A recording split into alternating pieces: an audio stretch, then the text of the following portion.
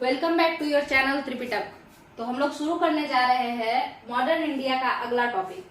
अच्छा, अगला टॉपिक से पहले हम ये बता दें कि पीछे क्या क्या हो चुका है। तो सूरत स्प्लिट कंप्लीट हो चुका है आपका, स्वदेशी मूवमेंट भी कंप्लीट हो चुका है आपका, उसके अलावा 1857 रिवॉल्ट भी कंप्लीट हो चुका है।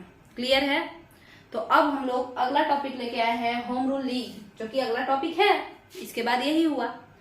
अब इसमें बहुत सारा बात है। अच्छा, इसके बीच में एक और चीज हुआ था, दिल्ली दरबार, जो कि हम स्वदेशी मूवमेंट में उसको डिस्कस तो किए हैं, बट तीन बार दिल्ली दरबार हुआ है। इसीलिए हम सोचे हैं कि दिल्ली दरबार को एक साथ तीनों का एक ही बार में वीडियो ला देंगे, तो वो ज्यादा सही रहेगा, आप लोग कनेक्ट कर पाएंगे वैसे। तो चलिए स्टार्ट करते हैं होम रूल लीग। तो सबसे पहला बात, इसके परिप्रेक्ष्य में यानी इसके पीछे की बातों को जानना पड़ेगा कि आखिर होम रूल लीग आया कैसे, क्या क्या कारण था। तो सबसे पहले तो हम आपको बताते हैं कि एक एनी बेसेंट नाम की महिला हुई, आयरलैंड में रहती थी। कहाँ रहती थी? आयरलैंड में। आयरलैंड में रहती थी, एनी बेसेंट नाम की महिला थी। और ये 1893 में जिस साल शिकागो गए थे विवेकानंद, उसी साल ये आई थी हम लोग के भारत में। क्लियर है? एनी बेसेंट को माता बसंत भी कहते हैं। अच्छा, 1893 में यहाँ आई। अदयार, जो कि मद्रास में है, यानी कि तमिलनाडु अब आप कहेंगे, वहां पे ये रहती थी। वहीं पे एक सोसाइटी है, थियोसॉफिकल सोसाइटी, उसी की ये मतलब उसी में ये जुड़ी हुई थी, उसी से, तो वहीं रहती थी।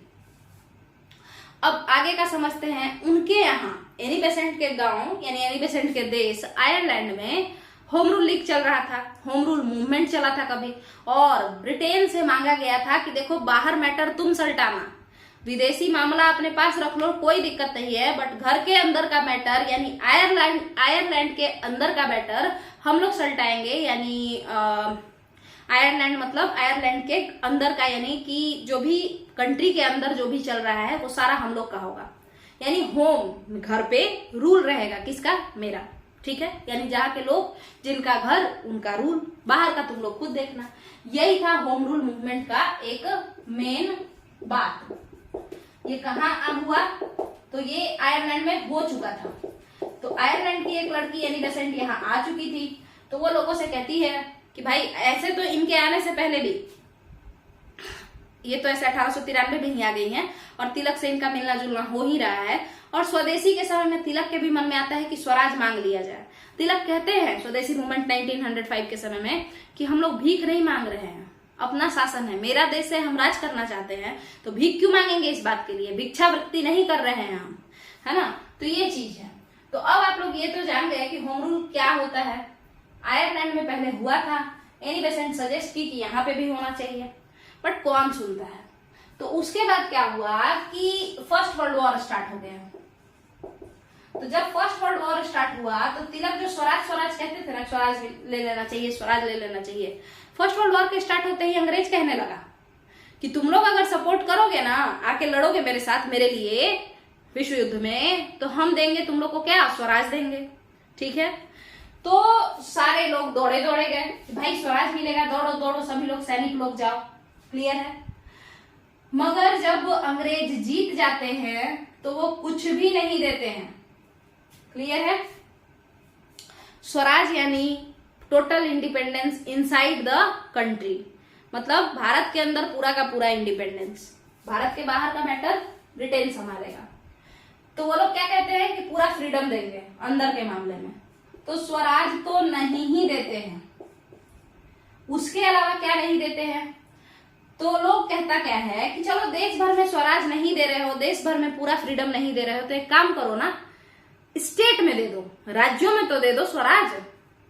तो उसको कहते हैं, राज्यों में स्वराज को कहा जाता है प्रांतीय स्वायत्तता, यानी प्रोविंशियल ऑटोनॉमी। बिहार जीके में भी इसमें हम थोड़ा सा समझाया है, बट वो बेसिकली बिहार स्पेशल है, यानी उसमें बिहार की बातें ज्यादा होंगी। तो प्रोविंशियल ऑटोनॉमी दे दो, यानी राज्य में कम से कम फ्रीडम दे दो। अंग्रेज कहता है नहीं देंगे। फिर कहते हैं लोग कि तो भाई दोगे क्या, मजाक किए थे क्या? तो वो कहता है कि ऐसा नहीं है, प्रांतीय यानी प्रोविंस में यानी राज्य में द्वैध प्रशासन देंगे। क्या देंगे? द्वैध प्रशासन, यानी डायरकी देंगे। ठीक है? डायरकी कह लीजिए, डुअल गवर्नेंस कह लीजिए, डायरकी देंगे। मतलब जो कुछ हिस्सा, कुछ काम का हिस्सा हम लोग बांट लेंगे अंग्रेज लोग, और कुछ काम तुम लोग बांट लेना। तो लोग बड़ा खुश, बहुत बढ़िया बात है, इससे ज्यादा अच्छा क्या हो सकता है। मॉन्टेग्यू डिक्लेरेशन में यही सब ना आया था। तो लोग बोले कि भाई तो बांटिए, काम बांटिए, कौन सा हमको करना है, कौन सा आपको करना है। अब देखिएगा अंग्रेजों का बदमाशी। अंग्रेज कहते हैं कि देखो, जो पैसा लेने का काम है वो हम लोग करेंगे, जो खर्चा करने का काम है वो तुम लोग कर लेना। तो लीडर लोग बोले कि भाई ऐसा कैसा काम होता है।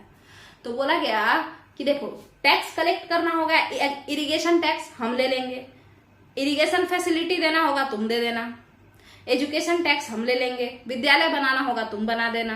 तो यानी जो बोझ था सारा इंडियन मिनिस्टर्स पे डाल दिया गया, और जो मलाई था सारा खुद के लिए रख लिया गया। यही था डुअल, ये डायरकी, प्रोविंशियल डायरकी। इसको क्या कहते हैं? प्रोविंशियल डायरकी, प्रांतीय द्वैध शासन, यही कहते हैं।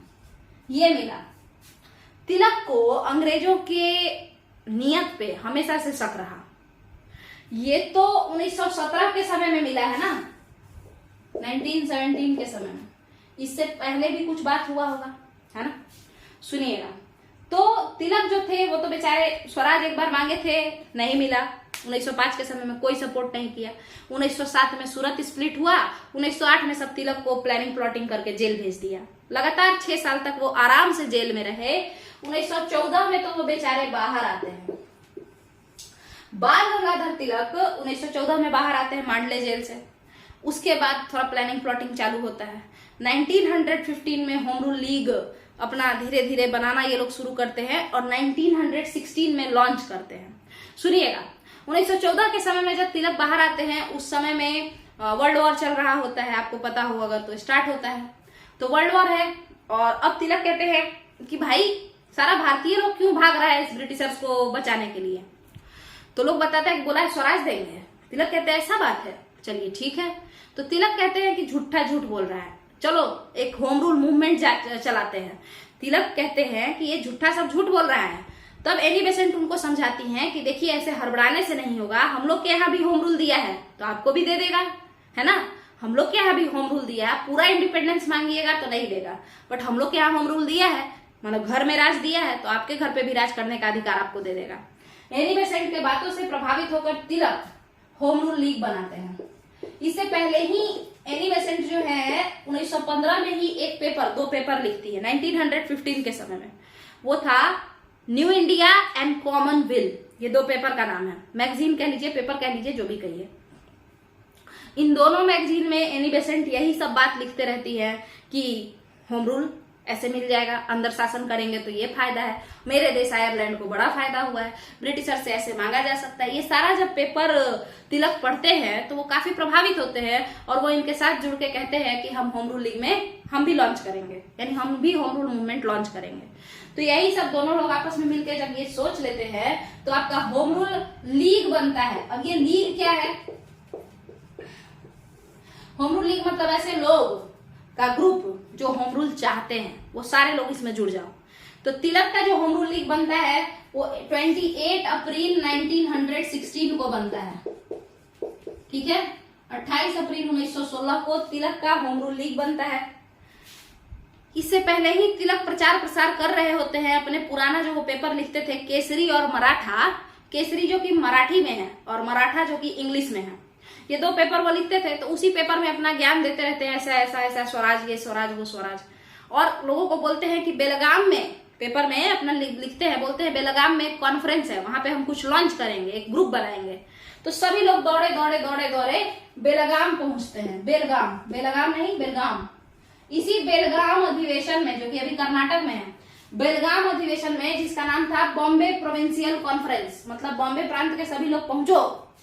और इसी बॉम्बे प्रोविंशियल कॉन्फ्रेंस में 28 अप्रैल 1916 को तिलक होम रूल लीग लॉन्च करते हैं। यानी होम रूल लीग यानी एक लीग बनाते हैं। यहां देखिए,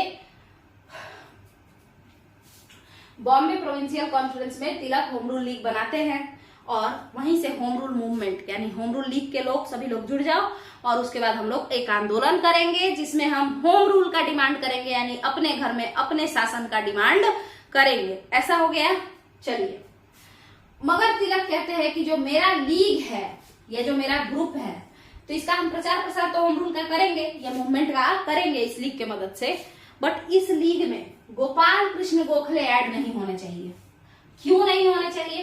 क्योंकि ये वो गोपाल कृष्ण गोखले हैं जो बनारस सेशन 1905 में जब हम बोले थे कि स्वराज चाहिए तो मेरा बात ही नहीं माने थे, बात काट दिए थे। तो इसीलिए तिलक बोले, तिलक बहुत स्ट्रेट फॉरवर्ड थे, वो बोले कि प्लीज जीके गोखले आप मत आइएगा, गोपाल कृष्ण गोखले को नहीं आना है।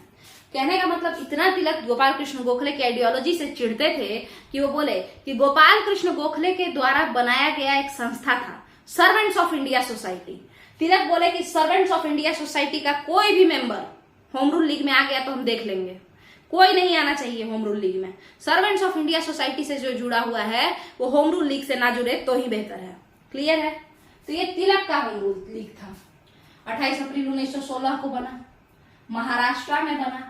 अब तिलक का एक और शर्त एनी बेसेंट के सामने कि हम हर जगह प्रचार करेंगे, महाराष्ट्र में हर जगह, मगर बॉम्बे में नहीं करेंगे। यानी महाराष्ट्र का जो बॉम्बे है उससे भी तिलक को पता नहीं किस बात का खुन्नस था, बोले हम वहां नहीं करेंगे, वहां का लोग अजीबो गरीब है, हम नहीं करेंगे। तो बाकी जगहों पे कौन करेगा भाई? Annie Besant. आपका बिहार में जो मजहरुल हक जिसकी अध्यक्षता किए होम रूल लीग का जो बिहार में बना, तो उसमें भी एनी बेसेंट का ब्रांच आया था। तिलक अपने ब्रांच को बिहार लेके नहीं आए थे, बोले भाई तू सब फालतू है।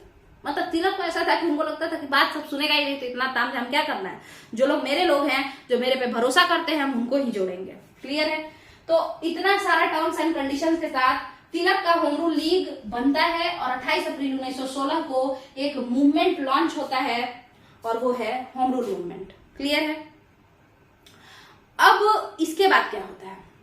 तो सब जगह पे तो तिलक यही नियम रखते हैं कि हम यहाँ पे ये नहीं करेंगे, हम वहां पे वो नहीं करेंगे, हम इससे नहीं बोलेंगे, हम उससे नहीं बोलेंगे, हम उसको ऐड नहीं करेंगे, है ना, मेंबर नहीं बनने देंगे।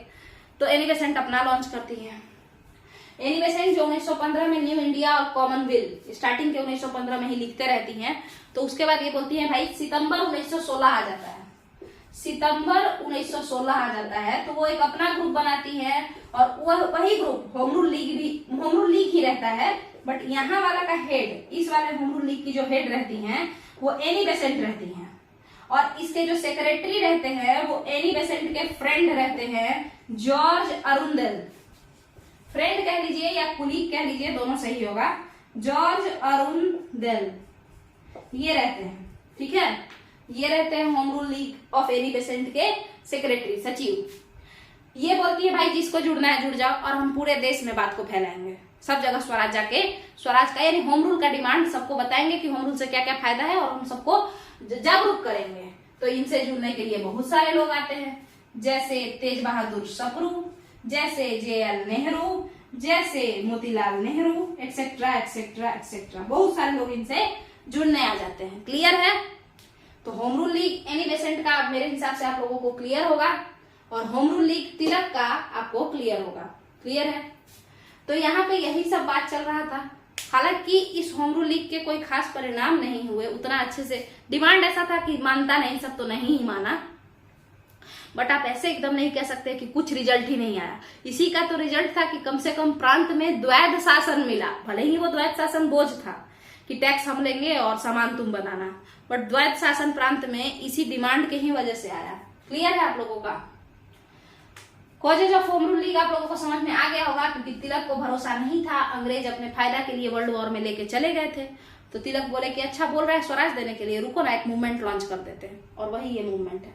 मतलब अचानक से नहीं, उनको एनी बेसेंट बोली कि झगड़ा करने से नहीं मिलेगा, अंग्रेज सब दिया है हम लोगों को आयरलैंड में, अपने पेपर में लिख लिख के, जो कॉमनवेल्थ और न्यू इंडिया में लिखती थी तो लोग उसको पढ़ा, तो उसी तरीके से ये बात हुआ आपस में कि ठीक है तो ये इस उसी टाइप का होम रूल टाइप का ही यहाँ पे भी एक लॉन्च किया जाए।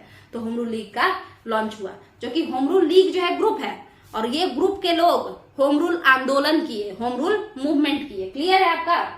चलिए अब जीके गोखले के बारे में बता दिए कि तिलक इनको बिल्कुल पसंद नहीं करते थे, इनको और इनके सपोर्टर्स को, बोले मत आना तुम लोग। वैलेंटाइन सिरोल जो है उनका एक बड़ा इंपॉर्टेंट रोल है तिलक के लाइफ में। वैलेंटाइन सिरोल तिलक को देखते थे कि तिलक जहां जाते हैं एकदम भड़कीला भाषण देते हैं, एकदम अंग्रेजों के खिलाफ रहते हैं।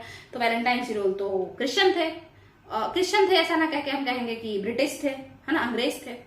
तो वो बोले क्या वैलेंटाइन सिरोल कि फादर ऑफ इंडियन अनरेस्ट है ये तिलक, मतलब भारत में जो उपद्रव मचा हुआ है ना उसका बाप यही है। पितामह है ये उपद्रव का, ठीक है, पिता है ये बात तिलक को बिल्कुल अच्छा नहीं लगा और तिलक केस कर दिए वैलेंटाइन सिरोल पर, देशद्रोह का केस कर दिए, सेडिशन केस नहीं, देशद्रोह का नहीं, मानहानि का केस कर दिए तिलक कि काहे फालतू बोल रहा है हमको, हम कुछ किए हैं, हाँ, जो ऐसे ही बोल दे रहा है। तो ये एक बड़ा इंपॉर्टेंट है। आप फादर ऑफ इंडियन अनरेस्ट किसने कहा, ऐसा बीपीएससी पूछ चुका है। तिलक को फादर ऑफ इंडियन अनरेस्ट किसने कहा, वैलेंटाइन सिरोल ने कहा। केस इस पे कर दिए थे मानहानि का तिलक 1907 के समय में। क्लियर है? अगर आप लोगों का ये वाला वीडियो क्लियर है तो आप होम रूल लीग को अच्छे से समझ चुके हैं, ठीक है। तो अब और भी अगर आप लोगों को इसमें कंफ्यूजन हो तो आप नीचे कमेंट में पूछ सकते हैं।